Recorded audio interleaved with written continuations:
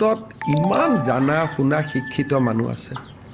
যোৰহাটৰ মানুহে নাজানে নেকি যে ফুলা ডেড বডি এটা ফুলা পাৰ্থিৱ শৰীৰ এটা পেট ফুলা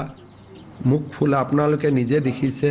কলা পৰি যোৱা এইটো এনেকৈ কথা নেকি যে 1 ঘণ্টাৰ কাৰণে যোৰহাটত লৈ আহক সেই যোৰহাটত গৈ পোৱাৰ পিছত যে তাত 1 ঘণ্টাই থাকিব তাৰ গেৰেণ্টি কোনে ল'ব আৰু যোৰহাটত যোৱাৰ পিছত 6 ঘণ্টা হ'ব পাৰে 7 ঘণ্টা হ'ব পাৰে এদিন হ'ব পাৰে ডিপেণ্ডছ অন দ্য ক্ৰাউড সেই মানুহকেইজনে সিদ্ধান্ত ল'ব নেকি যে 1 ঘণ্টাতে আমি ঘূৰাই পঠাই দিম কিন্তু যোৰহাট যাবৰ কাৰণেতো যোৰহাটেদি যাব লাগিব নগাঁৱেদি যাব লাগিব মৰিগাঁৱেদি যাব লাগিব কি কি কি ভাবি আছে লগতকৈ 26ত ভোট নিদিওঁ হাৰি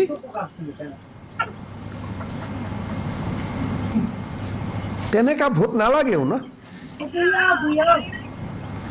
যি মানুহে জুবিনৰ পাৰ্থিৱ শৰীৰটোত এনেকুৱা অৱস্থা জানিও এনেকুৱা মেডনেছ ফেননেছ ইজ ডিফাৰেণ্ট থিং তেনেকুৱা ভোটটো আপোনাক সেনেকুৱা ভোট ল'লে আপুনি কি কৰিব কিন্তু যোৰহাটৰ পজিটিভ মানুহখিনিয়ে লগে লগে কৈছে ভাই গৰিমাই যদি নিবিচাৰে মুখ্যমন্ত্ৰীয়ে কি কৰিব পাৰে যোৰহাটত সংস্কৃতিবান মানুহ আছে শিক্ষিত মানুহ আছে এই মানুহখিনিয়ে যোৰহাটক ৰিপ্ৰেজেণ্ট নকৰে 1.5 মাহ আগতে জুবিন গাৰ্গক বেয়াকৈ গালি পৰা মানুহজনে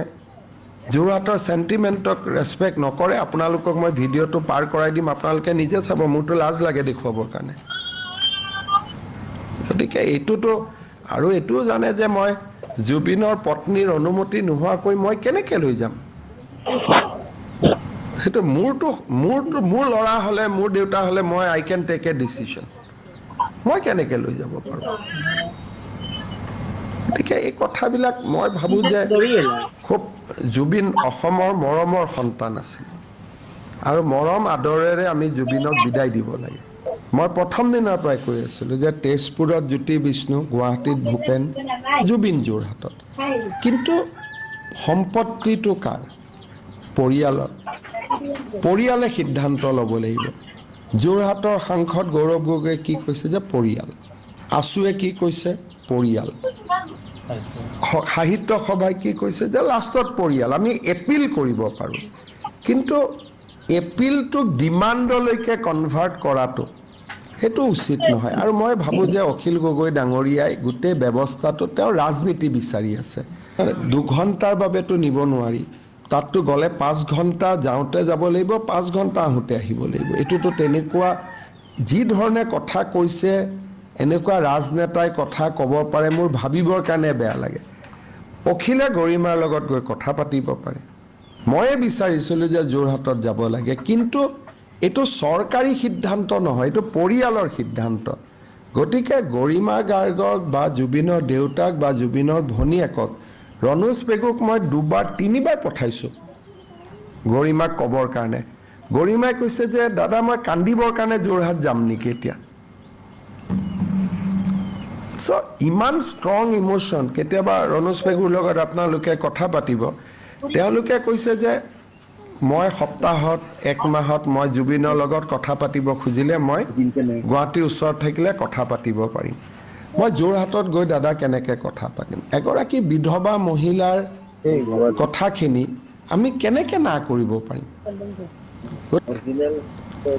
তেওঁ it is pure he is playing a pure politics কাৰণ গৌৰৱ গগৈও কি কৈছে তেওঁ যোৰহাটৰ সংসদ কৈছে তাতে এটা গুৱাহাটীত ষ্টেচু কৰক যোৰহাটত ষ্টেচু কৰক কিন্তু তেওঁ কোৱা নাই যে এইটো যোৰহাটত নিব লাগিব কাৰণ তেওঁ নিজেও এটা কথা কৈছে মোৰ লগত ছ'চিয়েল মিডিয়াত আছে যে পৰিয়ালে সিদ্ধান্ত ল'ব আছুৱে কি কৈছে পৰিয়ালে সিদ্ধান্ত ল'ব এতিয়া যদি মই লৈ গ'লোঁ মৃত শৰীৰটো পাৰ্থিৱ শৰীৰটো যদি গৰিমাই যাব নাযায় কোনে মুখাগ্নি কৰিব গতিকে মাক আৰু এজন সন্তানৰ মৃত্যুত মাকৰ দুখ স্বামীৰ মৃত্যুত পত্নীৰ দুখ তাৰ লগত আজি মোৰ এইটো কথা দুখ লাগে প্ৰাগ নিউজৰ এজন তাত সাংবাদিক আছে উৎপল বুলি কেইদিনমান আগতে জুবিনৰ কথা কি কৈ থৈছে মই আপোনালোকক শুনাব পাৰোঁ যদি আপোনালোকে শুনিব খোজে শুনিব মই শুনি লওক তেতিয়ালৈ তেওঁ আজি কেইদিনমান আগতে তেওঁ জুবিনৰ বিষয়ে কি কৈছিল আপোনালোকে নিজে শুনক আজি এই 2 দিন ধৰি তেওঁ তাতে থিয় হৈ পেলাই মই আপোনাক ভিডিঅ'টো আপোনালোকক দি দিছোঁ, আপোনালোকে কৰি ল'ব। মোৰতো লাজ লাগে ইয়াত এইবিলাক ৰাজনীতি কৰিব কাৰণে। এইজন হৈছে প্ৰাগ নিউজৰ সংবাদদাতা। অসমৰ সংগীত জগতৰ ৰজা বুলি কোৱা আৰু একাংশ মানুহে তেওঁক ৰজা পাতি থোৱা এজন বিশেষ গায়ক, তেওঁক বেলেগে শিল্পী কয়, মই গায়ক বুলি কওঁ। তেওঁ ৰাজীৱ সদিয়াক চিনি নাপায়। তাৰপিছত তেওঁ কৈছে যে তেওঁ মৰিলে 20,000 মানুহ নহয়। এইটো আৰু যোৱা দুদিনৰ পৰা তেওঁ এইটো কিহৰ কাৰণে কৰিছে? জাষ্ট টু ক্ৰিয়েট যোৰহাটৰ সমান সংস্কৃতিবান মানুহ নাই। বা বহুতে মোক যোৰহাটৰ ভাল মানুহে কৈছে যে মুখ্যমন্ত্ৰীয়ে চেষ্টা কৰিছিলে, যেতিয়া পৰিয়ালে নিদিয়ে তাৰপিছত মুখ্যমন্ত্ৰীয়ে কি কৰিব পাৰে। তেওঁলোকে মেটাৰটো ইমানতে সমাপ্তি কৰিছে। কিন্তু যিজন মানুহে কেইদিনমানৰ ৰজা গায়ক বুলি মই ক'ম, এই যিটো প্ৰাগ নিউজৰ কি নাম, উৎপল বৰা। এতিয়াতো কোনোবাই যদি জুবিনৰ ওপৰত এখন FIR দিয়ে যে জুবিনক অপমান কৰা বুলি, এই মানুহজনৰ ওপৰত FIR হ'ব। কালি তেওঁ 1.5 ঘণ্টা সময় ভাষণ দিছে আৰু যিটো বিভৎস কথা কৈ গৈছে আপোনালোকে শুনক। কিন্তু জুবিন জীয়াই থাকোঁতে আমি কেতিয়াও জুবিনৰ কা আন্দোলনত জুবিনে আমাক স্পষ্টভাৱে বিৰোধিতা কৰিছে, কিন্তু এদিনৰ কাৰণেও আমি এইবিলাক কথা কোৱা নাই। কাৰণ এটা জুবিন অসমৰ সম্পদ আছিলে।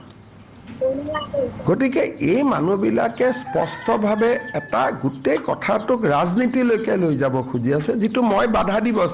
চেষ্টা কৰি আছোঁ। 1.5 ঘণ্টা সময় কালি মানুহক উচতাইছে। গতিকে এইবিলাকতো চব FIR হ'ব। যিসকলে ফেক জুবিন অনুৰাগী হৈছে দুদিন, তেওঁলোকে আচল জুবিন অনুৰাগীখিনিক